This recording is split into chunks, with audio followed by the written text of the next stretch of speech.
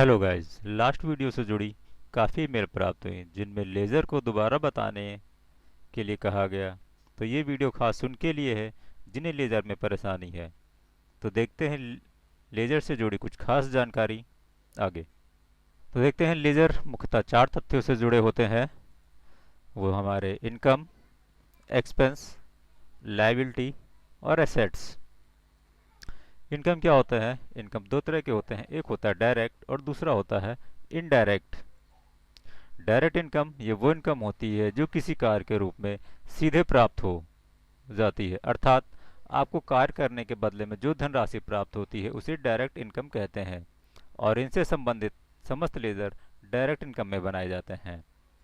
Indirect income ये वो income होती है जो आपको कार्य के बदले में नहीं बल्कि दूसरों द्वारा बिना कार्य के ही दे दी जाती है, जैसे डिस्काउंट, बोनस, ईटीसी। और इनसे संबंधित समस्त लेजर इनडायरेक्ट इनकम में बनाए जाते हैं। अगला देखते हैं एक्सपेंसेस। ये हमारे दो होते हैं, एक होता है डायरेक्ट एक्सपेंस और दूसरा होता है इनडायरेक्ट एक्सपेंस।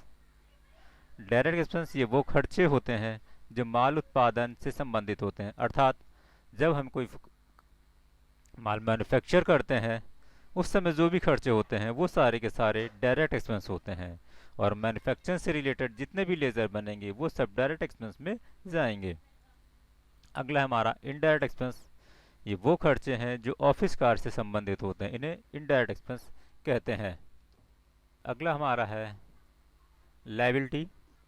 ये सिर्फ करंट लायबिलिटी होती है जहाँ पे ऐसा हो कि भविष्य में हमें किसी पार्टी, दुकानदार या किसी व्यक्ति को धनराशि का भुगतान करना पड़ता है, वहाँ पे लायबिलिटी क्रिएट होती है और इनसे संबंधित समस्त लेजर लायबिलिटीज़ का पार्ट होते हैं। अगला देखते हैं एसेट्स। ये दो तरह की होती हैं, एक होती है करंट एसेट्स और दूसरी होती है फिक्स एसेट्स। करंट एसेट्स क्या होती है? ये वो संपत्ति है जो हमारी संपत्ति किसी दूसरे के पास होती है और जो भविष्य में हमें मिल भी सकती है और नहीं भी मिल सकती है, अर्थात इसके डूबने का डर रहता है। जैसे किसी को धन उधार देने पे सामने वाला अगर वापस कर देता है तो ठीक है, नहीं तो वह फिर डूब जाता है। ऐसी संपत्तियां करंट एसेट्स होती हैं। अगला हमारा है फिक्स एसेट्स। ये वो संपत्ति होती है जो हमारे पास होती है जिससे हम भविष्य में कभी भी बेचकर धन प्राप्त कर सकते हैं। ये फिक्स एसेट्स होती हैं, इनके डूबने का कोई डर नहीं होता है। तो इस तरह की जो भी संपत्ति हमारे पास होती हैं उनका लेजर हम फिक्स एसेट्स में बनाते हैं। तो देखते हैं लेजर से जुड़े कुछ एग्जाम्पल। लेजर क्रिएट करने के लिए अकाउंट इन्फो, लेजर और क्रिएट में जाते हैं। तो सबसे पहले हमें एक लेजर बनाना है, बिल्डिंग का लेजर बनाते हैं। बिल्डिंग का जो लेजर बना रहे हैं हमें पता होना चाहिए किस ग्रुप में जाएगा। तो बिल्डिंग जो भी हमारी है उसे हम जब चाहें उसे बेचकर पैसे प्राप्त कर सकते हैं। तो कोई भी ऐसी चीज़ जिसको हम बेच के भविष्य में पैसे मिल जाएंगे वो सभी के सब फिक्स एसेट्स का पार्ट होते हैं। तो फिक्स एसेट चूज़ किया और इसे एक्सेप्ट करा देते हैं।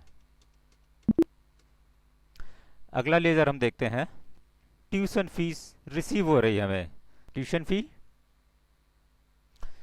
फी अगर हमें मिल रही है तो ये हमें हमारे काम के बदले में मिल रही है और जो हमारा कार्य के बदले मिलती है वो होती है हमारी डायरेक्ट इनकम। तो इसको हम डायरेक्ट इनकम में चूज़ कर लेंगे और इसे एक्सेप्ट करा देते हैं। अगला लेजर है लोन फ्रॉम बैंक। लायबिलिटीज़ का पार्ट होते हैं और इसे भी एक्सेप्ट करा देते हैं। तो ये थी लेजर से जुड़ी कुछ खास जानकारी। तो कैसी लगी ये जानकारी हमें कमेंट्स बॉक्स में बताएं और अधिक जानकारी के लिए हमारी वीडियो को लाइक करें, सब्सक्राइब करें और शेयर करें जिससे लेटेस्ट अपडेट आपको मिलते रहें। Thank you.